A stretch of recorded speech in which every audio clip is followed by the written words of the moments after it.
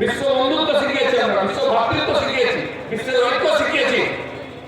আমাদের সাধু সন্ন্যাসীরা তলোয়ার নিয়ে যাননি, বন্দুক নিয়ে যাননি, কড়ম পরে গেঞ্জি পরে হাতে কমণ্ডল নিয়ে চিনতে বাড়ি নিয়ে গিয়েছেন আলোক নিরঞ্জন শ্রীনন্ত ঈশ্বরের শত্রুরা।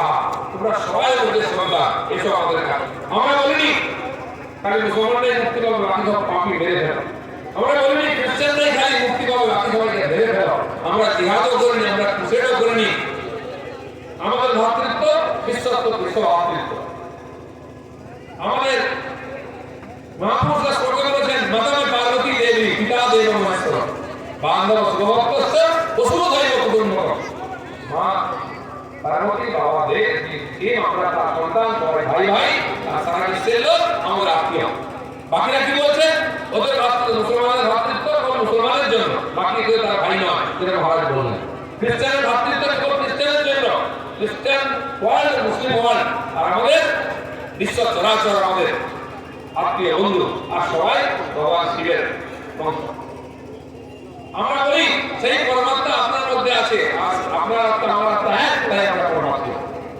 এটা হলো ভারতীয়রা বলেছে, শুধু বলেনি, বিশ্বের সংকটের সময় আমরা দাঁড়িয়েছি আগেও, আবার দাঁড়ালাম কোভিডের সময়।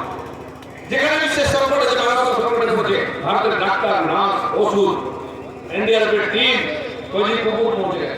কিছুদিন আগে দেখেছেন, কয়েক মাস আগে গ্রিসেতে, গ্রিস না তো তুর্কিতে বিরাট ভূমিকম্প হলো, হাজার হাজার লোক মারা গেল। যে তুর্কি চিরদিন আমাদের বিরোধিতা করেছে, যেহেতু তারা মুসলিম কান্ট্রি, আমরা হিন্দু কান্ট্রি, দুনিয়ার সব জায়গায় বিরোধিতা করেছে, কিন্তু প্রধানমন্ত্রী বলেন মানবতা সংকটে পড়েছে। আমাদের যে disaster management team, NDRF team গেছে, পৌঁছে গেছে, কুকুর নিয়ে চলে গেছে। এক মাস ধরে তারা ওখানে সেই ধ্বংসস্তূপের মধ্যে জীবনকে খুঁজেছে। 10 দিন 15 দিন পরেও জীবন্ত শিশুকে, মাকে খুঁজে পেয়েছে। এক মাস তারা ওখানে সেবা করার পরে সেবা শেষ হয়েছে। যেদিন ওখান থেকে ফিরে আসছেন আমাদের জওয়ানরা, লাইন দিয়ে হেঁটে হেঁটে আসছে, হাতে সেই সারের মধ্যে নিয়েছেন যে ধ্বংসস্তূপে প্রাণের বোধ করেছে। ওই দেশের সমস্ত মানুষ রাস্তার ধরে দাঁড়িয়ে থেকে চোখে জল নিয়ে হাততালি দিয়ে তাদেরকে স্বাগত করতেন, বিদায় করতেন। এই হচ্ছে ভারত। আমরা তত্ত্ববিদ দেখি না, তাদের তুচ্ছ ভগবান তাদেরকে ছোট মন করেছে, আমরা বড় মন নিয়ে বিশ্বের সেবা করেছি, তাই এখনো যুবক বেঁচে আছে। বিবেকানন্দ বলেছেন, এত ঘাত প্রতিঘাত, এত অত্যাচার ধরনের তত্ত্ব ভারতবর্ষ এই জন্য বেঁচে আছে যে ভারতের কাজ শেষ হয়নি। ভারত বিশ্বকে মানবতা শিখাবে, সেই দেহ ভারত বেঁচে আছে। আর সে বেঁচে নেই, সে ভারত আজকে যাচ্ছে। যাচ্ছে মানে রাজনৈতিক শক্তিতে আছে, ধার্মিক, সামাজিক, আর্থিক সব দিক দিয়ে।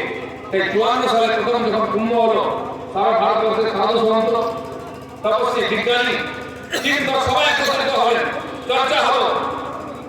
সেখান থেকে অনেক বিজ্ঞান বেড়ে গেল যে প্রাচীন ভারতীয় সংস্কৃতিকে উন্নত করে বিশ্ব ভ্রাতৃত্ব করতে হবে, বিশ্বকে উদ্ধার করতে হবে, তাহলে আমাদের শক্তিশালী হতে হবে, তাহলে আমাদের স্বাধীন হতে হবে। আর দেখুন তার প্রভাব পড়লো। 54 সালে কুম্ভ হলো, 57 সালে প্রথম ভারতীয় স্বাধীনতা সংগ্রাম শুরু হলো। বীর সাভারকার বলতেন প্রথম স্বাধীনতা সংগ্রাম, যেখানে ব্রিটিশরা বলেছে সিপাহী বিদ্রোহ। আর তারপরে এগিয়েছে জাগরণ কোথায় পৌঁছলো গিয়ে, প্রত্যেক পূর্ণ কুম্ভে, প্রত্যেক অর্ধ কুম্ভে একত্রিত হয়েছে সিদ্ধান্ত নেওয়া হয়েছে। শিক্ষায় নিজস্ব শিক্ষা চাই। কি হবে? রাষ্ট্রীয় শিক্ষানীতি শুরু হলো। তৎকালীন বিপ্লবীরা রাষ্ট্রীয় স্কুল শুরু করলেন এবং পণ্ডিত মদনমোহন মালবীয়কে বলা হলো যে আপনি ভারতীয় শিক্ষা ব্যবস্থার জন্য গুরুকুলের ব্যবস্থা করুন। তিনি কাশী বেনারস ইউনিভার্সিটি তৈরি করলেন, আজকে বিশ্ববিখ্যাত ফ্যাকাল্টি। এই সমস্ত চিন্তা ওইখান থেকে শুরু হয়েছিল পূর্ণ কুম্ভ থেকে।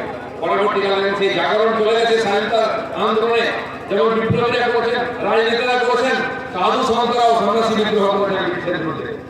আমাদের এখানে চোয়ার বিদ্রোহ হয়েছে, সাঁওতাল, ভূমি, পেরিয়া, মুন্ডা, ভগবান বিরসা মুন্ডা এই খ্রিস্টান মিশনারিদের বিরুদ্ধে আন্দোলন করে ব্রিটিশের বিরুদ্ধে তলোয়ার ধরেছেন। সেই পেরিয়া, মুন্ডা, সবর, গ্রাম, আদিবাসীদের লড়াই করছে। ভূমি বিদ্রোহ হয়েছে আমাদের জঙ্গল বলা ঝাড়গ্রামে। সেই ভূমি নেতার স্ট্যাচু আছে, কাঁধে বন্দুক নিয়ে তিনি ব্রিটিশদের বিরুদ্ধে লড়ছিলেন। ভারতবর্ষের সমাজের প্রত্যেকটি অঙ্গ প্রত্যঙ্গ কোণে কোণে স্বাধীনতা ত্যাগ করে গিয়েছিল পূর্ণ কুম্ভ থেকে।